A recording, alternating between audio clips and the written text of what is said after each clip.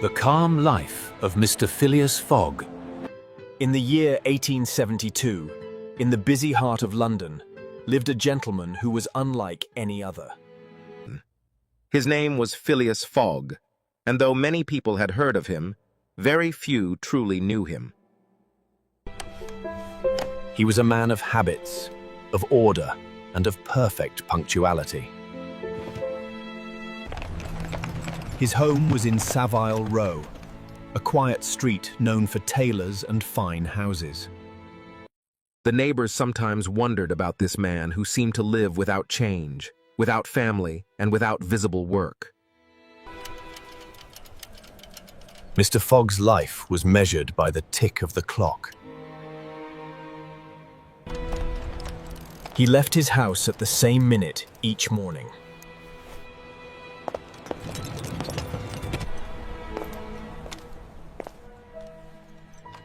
Returned at the same exact time each evening, and never allowed the smallest delay to interrupt his order. His meals, his reading, even his walks were organized with mathematical precision.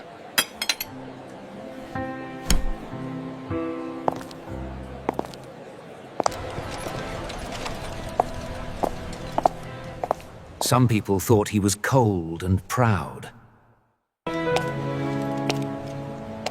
Others whispered that he might be rich, but strange.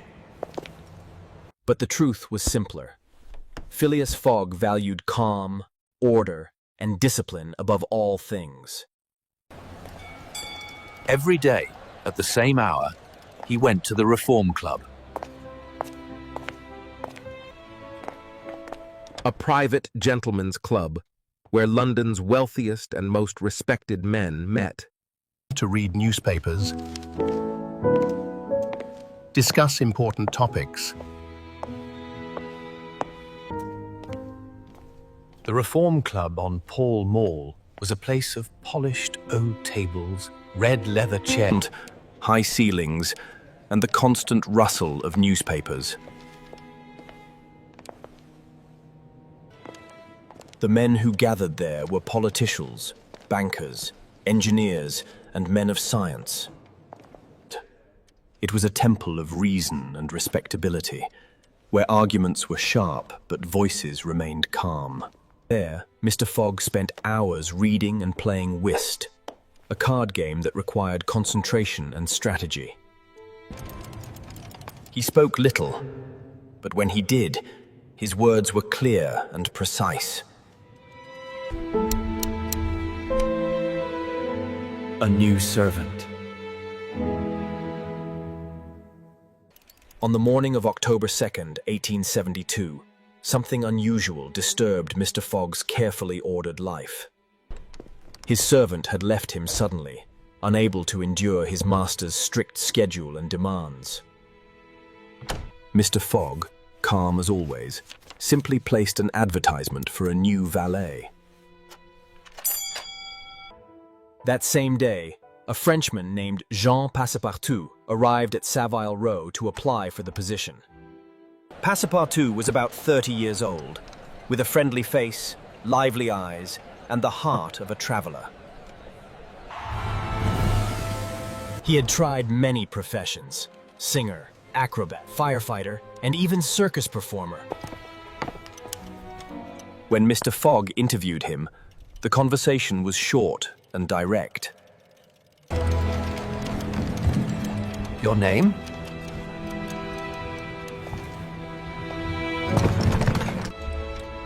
Jean, but everyone calls me Passepartout. You wish to serve as my valet? Yes, sir. I am strong, punctual, and loyal. I left Paris because I desired peace and regularity. Peace and regularity you shall have, said Mr. Fogg, without changing his expression. My house is in order, and my habits never change.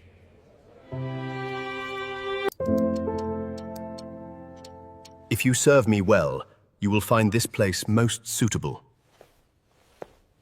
But Passepartout, once again in London, seemed to regain all his accustomed composure. After so many adventures, a life of calm sounded perfect. He did not yet know how mistaken he was. As soon as he entered his master's house, Passepartout noticed its unusual character. The furniture was plain but elegant, polished until it shone. There were no pictures, no decorations, no family portraits. The only thing that seemed alive was the large clock in every room, all ticking in harmony. This is the home of a man who loves order more than life itself, Passepartout whispered to himself. He did not know that within 2 days he would be traveling across Europe, leaving London far behind. That particular afternoon in October 1872, A conversation arose in the Reform Club. That would change the life of Phileas Fogg forever.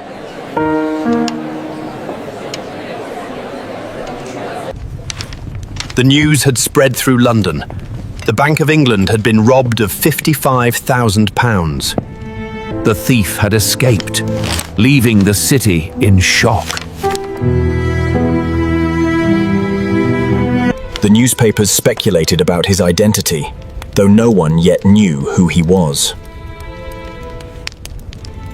Some members of the club spoke of the robbery while reading the Dane's paper.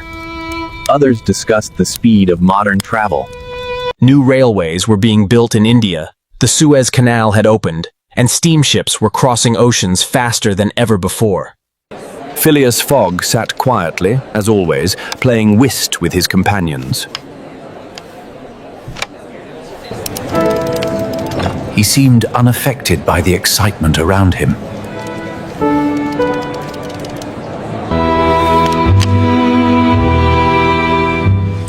His calmness made him mysterious. And some of the gentlemen often wondered if anything could truly surprise him. One of the players, Mr. Ralph, set down his cards and declared, "The world is growing smaller every day." Why, gentlemen? One might soon travel around it in a matter of months. "Months?" replied Andrew Stewart, another member, laughing. "You are too generous, Ralph. With all these steamships and railways, one might do it in 8 days or even less." The group chuckled, but Stewart's words caught the attention of Mr. Fogg. He raised his calm eyes from the cards and spoke in his measured voice. 80 days. It can be done. A murmur ran around the table at these words, and the players paused, staring at the imperturbable gentleman. Done? Nonsense! You cannot travel around the world in 80 days. It is impossible. On the contrary, it is entirely possible. I am prepared to prove it. The men leaned closer. You speak seriously, Fogg? I never speak otherwise. Then explain yourself. Without hesitation, Mr. Fogg produced a small notebook from his pocket. Inside was a neat timetable, drawn up with precision. He spoke as though reciting a mathematical formula, listing each stage of the journey with exact times. Exactly 80 days. Then, with calm certainty, he concluded, "Total. London to Suez, 7 days. Suez to Bombay, Town, 13 days. Bombay to Calcutta, how? 3 days. Hong Kong to Yokohama, maybe 6 days. Yokohama to San Francisco and Taiwan, 22 days. San Francisco to New York, Promer, 7 days. New York to London, Cutler, 9 days. Total, 80 days.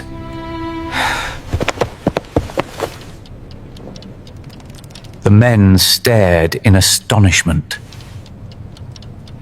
You forget storms, delays, accidents. You count only the minutes of the timetable, not the accidents of life. Accidents? I never plan for accidents. A true gentleman does not waste time on imaginary delays. The routes exist. The ships sail. The trains run. The journey is possible. Impossible! Even if you succeed in reaching India, the rest of the world will defeat you.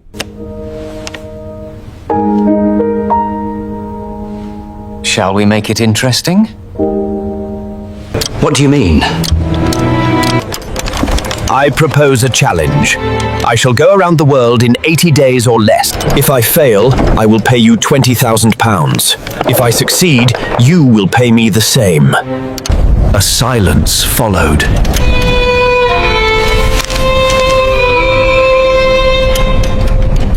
£20,000. It was an enormous sum, enough to buy an estate or fund an entire railway project.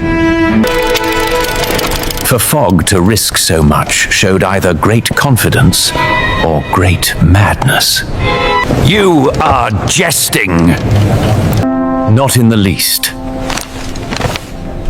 Shall we say the challenge is accepted? One by one, the men agreed. They were curious to see if this eccentric gentleman would truly attempt such a ridiculous venture. A contract was drawn up and signed. You will leave when? Immediately.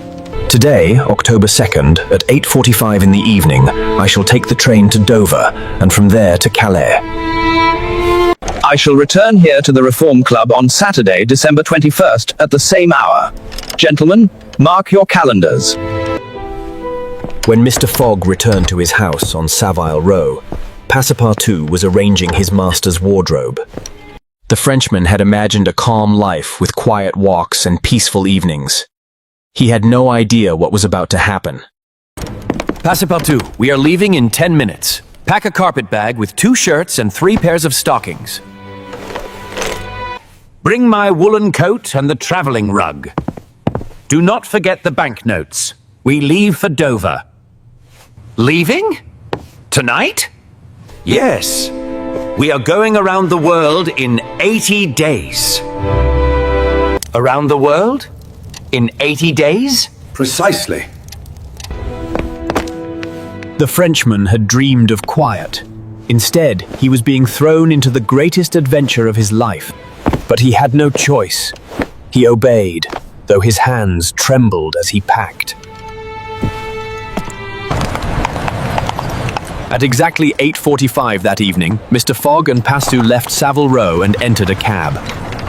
The horses' hooves clattered against the stones as they hurried through the foggy streets of London. Gas lamps glowered faintly, and the bells of Big Ben struck the hour as if to mark the beginning of their strange voyage. At Charing Cross Station, the train was waiting. Passengers hurried to their compartments, porters shouted, and whistles blew. Calm as ever, Fogg checked his watch, purchased 2 tickets, and boarded. Mon Dieu! Here I thought I had found peace, and now I am off to the ends of the earth.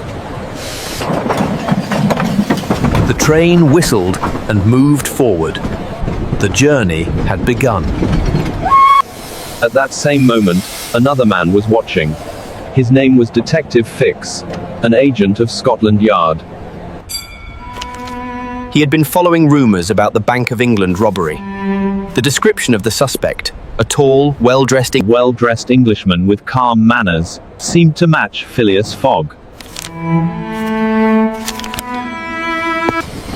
When Fix saw Fogg and his servant board the train to Dover with such haste, his suspicions deepened. Why else would a gentleman leave London so suddenly with a bag of banknotes? Fix decided to follow them. He would keep a close eye on this mysterious traveler until he had proof. Thus, as the train sped into the night, 3 men were bound together by fate. Fogg, calm and determined, who trusted in timetables more than chance. Passepartout, confused but loyal, who longed for peace but found adventure. Fix, watchful and suspicious, who believed he was chasing a thief.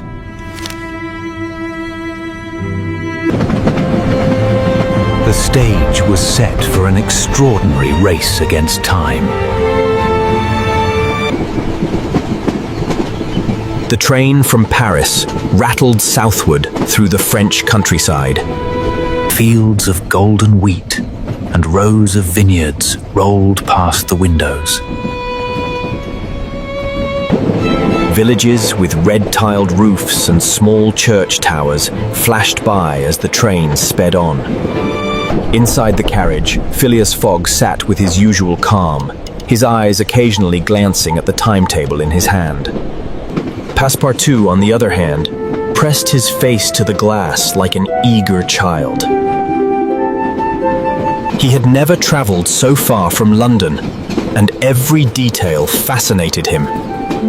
The smoke of distant factory, the peasants gathering grapes, the winding rivers that shone in the afternoon sun. Mon Dieu, I thought my master was a quiet man who lived only by his clock. Instead, he drags me across all of France within a day.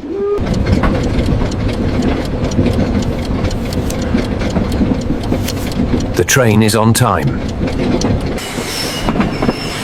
When they reached Marseille, the air was filled with the smell of salt and tar. Ships crowded the port, their masts rising like a forest of poles against the evening sky. The Mediterranean lay before them, blue and endless. For Passepartout, it was a first glimpse of a world beyond Europe. Within hours, they boarded the steamship Mongolia, which was bound for Egypt. The Mongolia was a proud vessel, painted black with gleaming brass rails. Its tall smokestack belched clouds of coal smoke, and its engines beat with the rhythm of a giant heart. On deck, the salty wind whipped through the rigging, and gulls followed in their wake. Passengers came from many nations: English merchants, French officers, Indian officials, and travelers Of every description. The deck echoed with different languages: English, French, Italian, Arabic, and more. Passepartout at first struggled to keep his balance as the ship rocked gently. He leaned over the rail and groaned. If only the sea would stop moving. But soon, the fresh air revived him, and curiosity replaced discomfort. He wandered among the passengers, asking questions, marveling at their costumes, and laughing at the strange mixture of accents. At night, he stood on deck, gazing at the stars, brighter than he had ever seen in London. Mr. Fogg, by contrast, lived exactly as if he were still in Savile Row. He rose at 8, took breakfast at 9, Walked for half an hour, then joined a game of whist with 3 gentlemen. He read his guidebook at fixed hours and checked his watch regularly. He did not waste a moment on idle talk or sightseeing. My master travels the world, Passepartout thought, but he behaves as if he never left his armchair. Still, the servant admired his master, a man who never hurried, never faltered, and never seemed surprised by the world.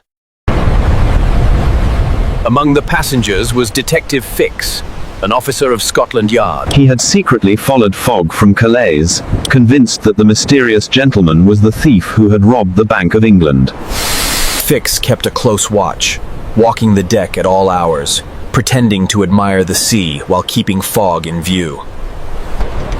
He noted every detail, the calm way Fogg handled his cards at whist, the exact change he gave the steward, the precise moments when he walked on deck. At Brindisi in Italy, the ship stopped briefly to take on coal.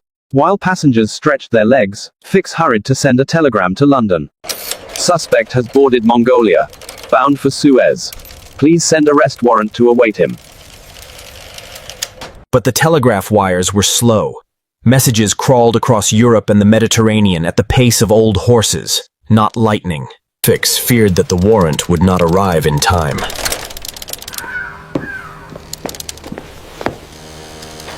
No Matin, he thought grimly. I shall not lose sight of him. One mistake, one slip, and I will have my proof. Passepartout knew nothing of Fix's suspicions. For him, the voyage was a dream. He had never seen such clear skies, such blue water, such brilliant sunsets. He laughed like a boy when he saw dolphins leaping beside the ship. He clapped his hands when flying fish scattered like silver arrows across the waves. He stared for hours at the coastlines, Italy's rocky shores, the distant islands rising like clouds from the sea. One evening he said aloud, "Ah, France, I miss you. But what wonders await me?" Who could have imagined I would travel farther in 1 week than in all my life before? The young Frenchman also began to feel respect for his master. Fogg never spoke unkindly, never raised his voice, and always paid fairly. He seemed cold, but he was never cruel.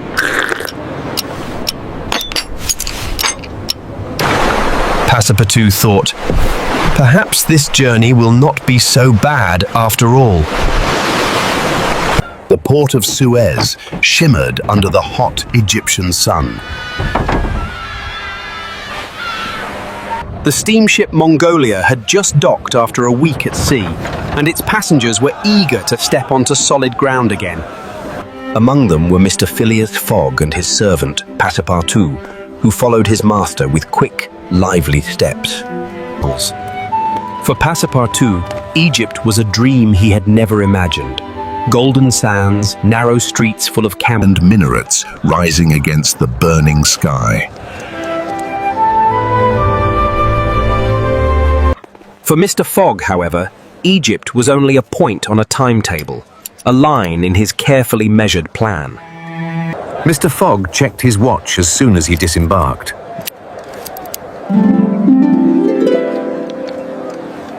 We are on schedule.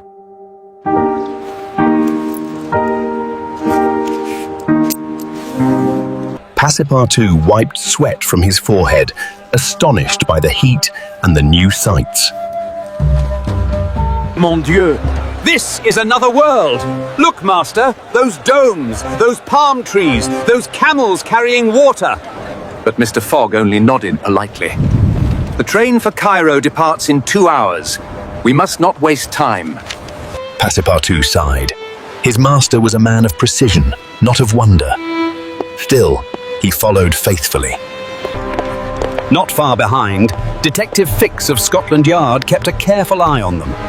He had followed Fogg since the Channel crossing, convinced that the English gentleman was the very man who had robbed the Bank of England.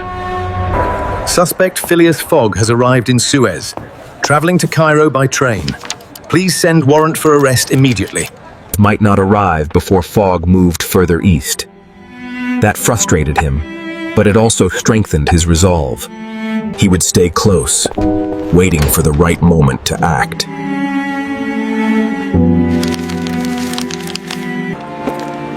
Meanwhile, he struck up a casual conversation with Passepartout, who was too trusting to doubt him. Passepartout said proudly. We have already crossed France, Italy, and the Mediterranean. Next is India, then Hong Kong, then America, and back to London. Fix nodded but thought to himself, this challenge is just a cover. He is escaping justice. His determination deepened. He must stop Fogg at all costs. The train to Cairo began its long journey through the desert. It was a curious mixture of European technology and ancient landscape. The iron tracks cut across golden sands, while the wind carried whispers of ancient caravans that had once crossed the same routes. Passepartout sat by the window, his eyes wide with delight. He pointed excitedly at every sight. Look, monsieur, Bedouins on horseback, and there, a caravan of camels loaded with goods. This land is full of wonders.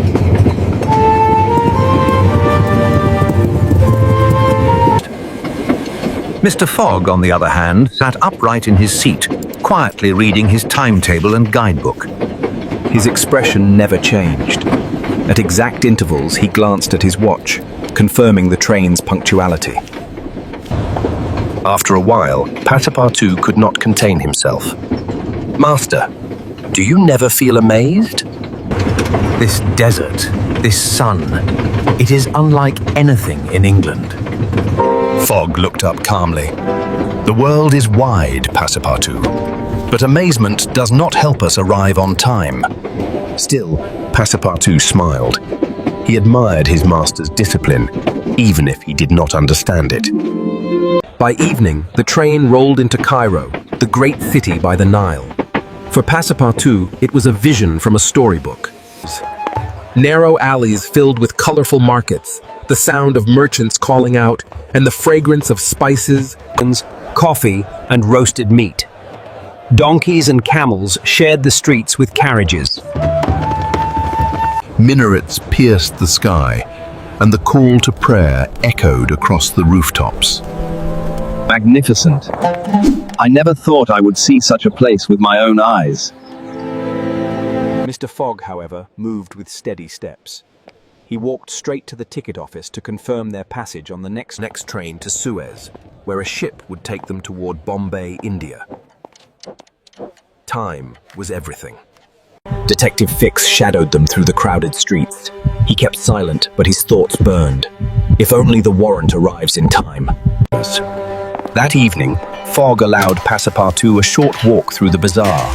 The servant marveled at the lamps that glowed in Things that glowed in the dark, the craftsmen hammering brass, and the storytellers gathering children around them. To him, Cairo was alive with magic. But his master was already preparing for the next stage. He calculated the hours, the distance, and the connection. We are still on schedule. If no delays occur, we will reach Bombay as planned. Passepartout nodded, though in his heart he wished for more time to explore. Still, He respected his master's mission. This was not a holiday. It was a race against time. the next morning, as they prepared to leave Cairo, Fix approached Passepartout again. This time he spoke with false friendliness. You are fortunate to serve such a master. But tell me, do you know why he is in such a hurry? Why he risks so much money? Why, of course! He is a man of honor. He has made a challenge, and he will win it. You will see. Fix smiled but thought, the servant knows nothing. I must catch the master myself. He then secretly wrote another telegram to London, repeating his request for the arrest warrant. He was determined to delay Fogg in Egypt if possible, but Fogg's strict schedule left little chance. The time soon came to leave Cairo and return toward the Red Sea, where their ship waited. Fogg bought the tickets with his usual calmness, checked his watch, and guided Passepartout back to the stations. As the train pulled away, Passepartout leaned out of the window, waving at the city that had enchanted him. Goodbye, Cairo. Perhaps one day I shall return. Fogg closed his guidebook and said quietly, "Onward to India." Behind them, Fix followed, his determination stronger than ever. The great adventure was only beginning. The sun was rising as the steamer Mongolia left the port of Suez. Its engines turned steadily as it entered the narrow waters of the Red Sea. For many of the passengers, this was their first view of the desert coast of Arabia. Endless stretches of golden sand and rocky hills shimmered beneath the sun. The air shimmered with heat, and the cries of seabirds followed the ship as it pressed southward. The Mongolia pressed southward toward the Indian Ocean.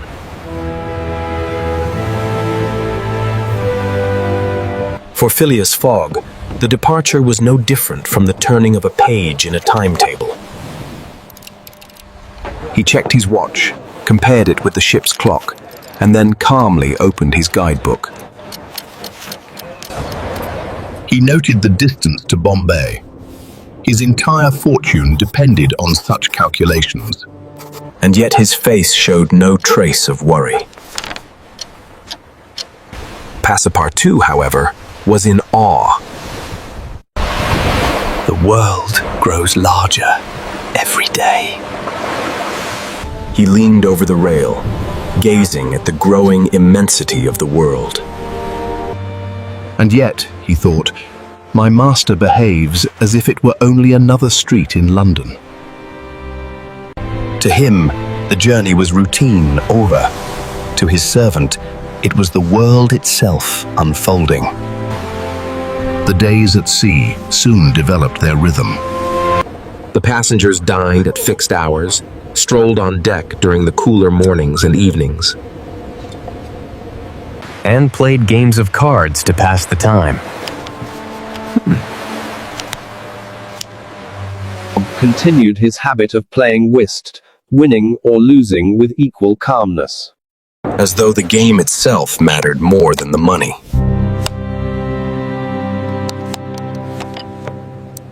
Passepartout, meanwhile, enjoyed exploring the ship.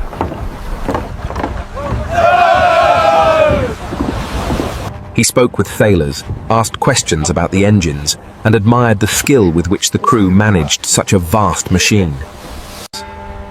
At night, he often stood on deck, gazing at the stars, wondering how far from Paris he had already traveled.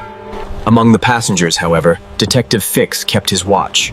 He observed every movement of Fogg, never relaxing his suspicion. Each day he hoped for a message from Suez or Aden that would confirm the arrest warrant, but none came. The telegraph lines were still too slow, and his frustration grew. Through the Red Sea, the Mongolia sailed down the long body of the Red Sea, passing barren coastlines and the occasional Arab dhow with its triangular sail. The heat became oppressive, and the air thick with salt and dust. Many passengers hid below decks.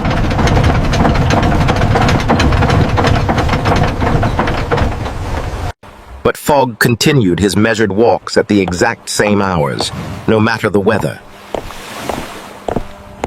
Passepartout, sweating heavily, fanned himself with his hat. Does my master not feel this heat? He muttered. But when he asked, Fogg replied only, "The temperature is of no consequence, provided the timetable is maintained." In truth, Fogg's willpower was a mystery to everyone.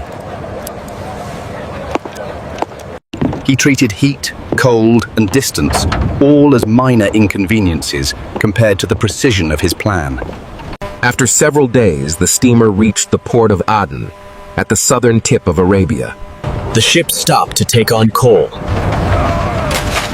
Passepartout was allowed to disembark for an hour.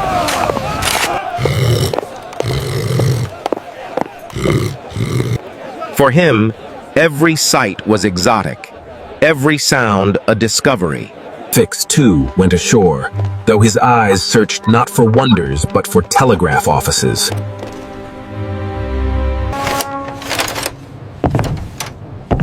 Still no reply from London. He clenched his fists. The warrant must arrive in Bombay, he told himself. It must! Meanwhile, Fogg remained on the ship. He spent the hour writing in his notebook, calmly recording the time of arrival and departure, and calculating how many hours remained until Bombay. For him, the stop at Aden was simply another entry in his careful schedule. The Mongolia now left the narrow seas and entered the wide Indian Ocean. The air grew fresher, the waves larger, and the horizon endless. For the first time since leaving London, Passepartout felt the true immensity of the world. At night, the ship cut through waters sparkling with phosphorescence. Dolphins raced beside the bow. Passepartout clapped his hands in delight, calling other passengers to watch. Even Fix, though troubled, could not help admiring the sight. The voyage across the Indian Ocean lasted 13 days. The weather remained fair, and the engines of the Mongolia worked without failure. Each sunrise brought them closer to India. Fogg's calm never broke.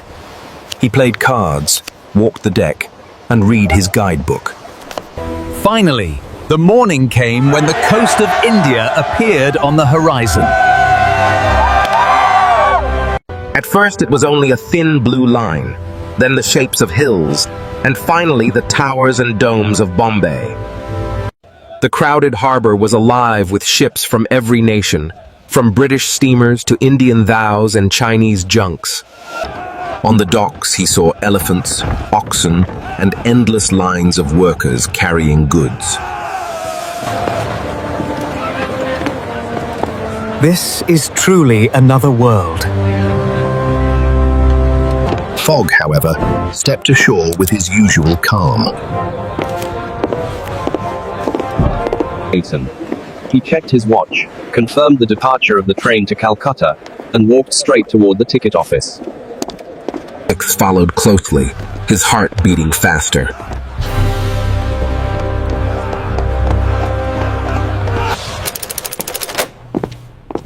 But when he checked at the telegraph office, again there was nothing. The warrant must arrive in Bombay. It must! The delay was unbearable, yet he could not abandon his chase. Passepartout, meanwhile, begged his master for a few minutes to see the city.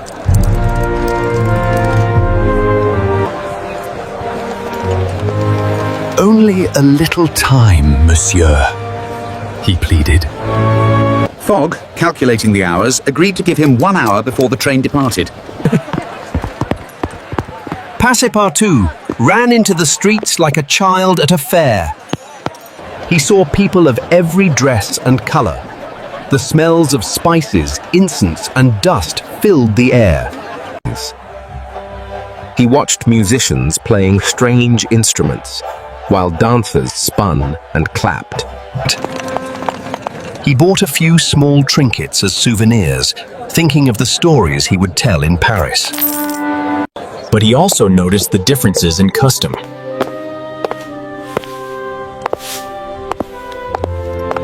When he entered a Hindu temple out of curiosity, the priests shouted angrily and drove him out, for his shoes had polluted the holy ground.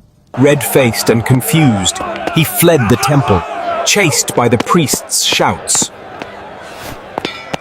He realized that traveling the world meant not only seeing new wonders, but also respecting unfamiliar traditions.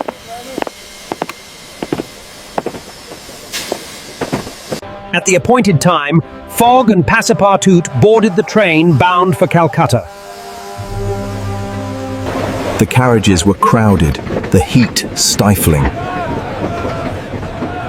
But the train represented the modern power of the British Empire in India.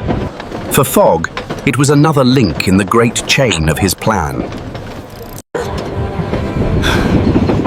For Passepartout, it was the beginning of an adventure he could scarcely imagine. As the train pulled out of Bombay, Fix stood on the platform, torn between anger and determination. The warrant will arrive in Calcutta, if not here, he swore. And so, boarding the same train, he continued his pursuit. The great subcontinent of India lay before them, with its vast rivers, dense forests, and crowded cities. For Fogg, it was only the next stage on the timetable. For Passepartout, it was the heart of an extraordinary journey. For Fix, it was the chance to prove his suspicion. The adventure pressed on.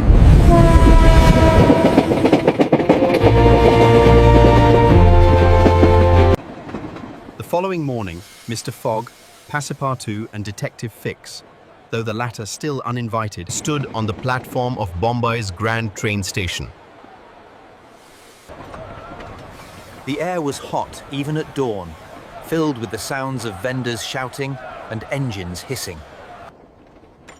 The newly built railway line was a marvel of British engineering, stretching eastward across India. It promised to carry travelers from Bombay through the jungles and plains to the holy city of Allahabad and onward to Calcutta on the banks of the Ganges. Phileas Fogg purchased the tickets without hesitation, his calm face betraying no excitement. Passepartout, however, could barely contain his amazement. He had never seen so many different people together in one place. British officers in smart uniform, Indian traders carrying bales of cloth, women in colorful saris, and pilgrims with walking sticks and copper pots. India. It is more wonderful than I ever imagined. Fix kept close to the pair, pretending to be another traveler. In reality, his eyes never left Fogg. Waited for the arrest warrant from London, hoping it would arrive in time. Until then, he resolved to follow Fogg wherever he went. The train gave a long whistle, steam poured from the engine, and the carriages shuddered. With a cry from the guard, the journey across India began. At first, the train sped past the crowded streets of Bombay, where ox carts mixed with carriages and wandering cattle. Soon, the scenery changed. Palm trees waved gently in the breeze. Villages with mud houses and thatched roofs appeared, and farmers worked in the rice fields, their feet sinking in the water.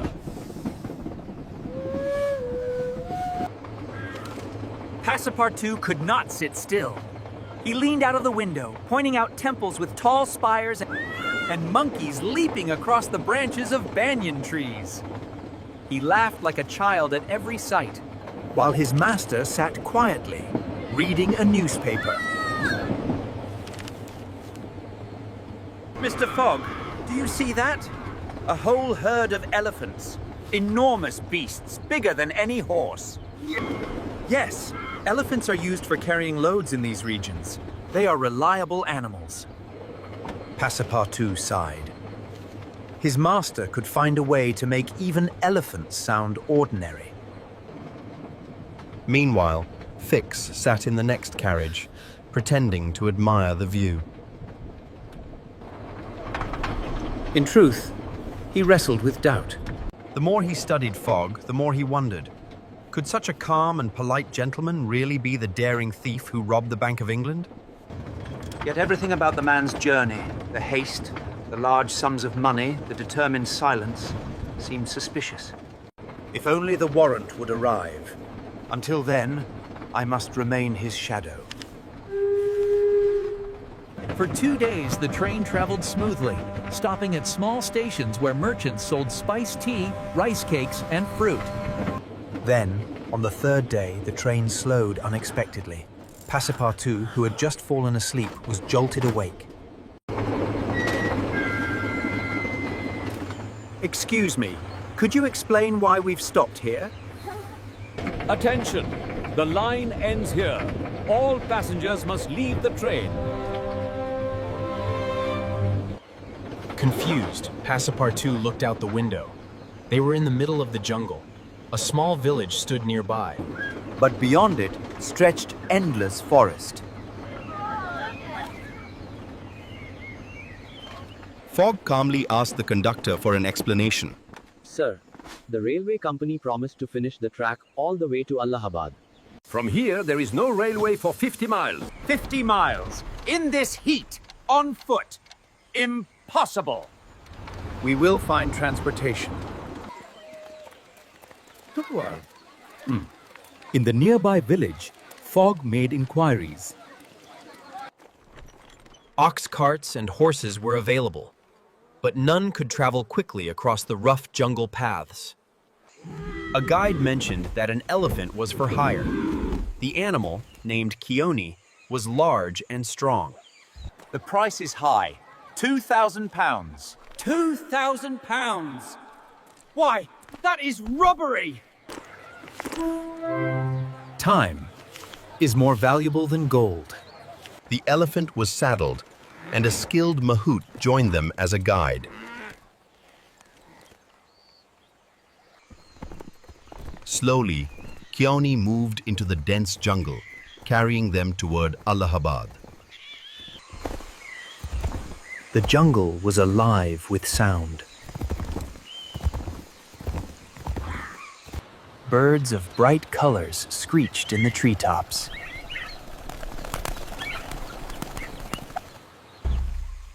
Insects buzzed like tiny drums as Keone moved deeper into the jungle. Occasionally, a tiger's roar echoed in the distance, causing Passepartout to clutch the saddle tightly. "Do not worry," said the mahout calmly. "Tigers rarely attack elephants." Sunlight filtered through the tall trees, and the air smelled of flowers and spice. They passed small villages where children stared wide-eyed at the foreign travelers on the great elephant. Fogg remained calm, studying his watch frequently to ensure they were still on schedule. Fix, on the other hand, grew restless. Every hour that passed felt like a chance for his suspect to escape justice. On the second day of their jungle crossing, they heard distant cries. The mahout slowed Keone and raised his hand. On the second day of their jungle crossing, they heard distant cries. The mahout slowed Keone and raised his hand. Listen. The voices rose higher and higher until they came to an open space. There, They found a young woman lying unconscious, her face deathly pale. Fogg decided to rescue the woman. And he made a plan. Aouda was the daughter of a wealthy merchant, driven into tragedy after her husband's death. You have saved my life. No thanks are necessary. It was the right thing to do. Monsieur Fogg, you are the bravest man I have ever known. Even Fix, though still suspicious, felt a grudging respect. He had not expected such courage from his so-called criminal. With Aouda now part of their group, the journey to Allahabad continued. Keone carried them steadily until at last, after days of hardship, the railway line appeared again. Fogg paid the mahout generously and released Keone to him, with Aouda seated safely beside them. The party boarded the train once more, bound for Calcutta. Fogg had lost money and time, but he had gained something far more valuable, a key, a human life saved.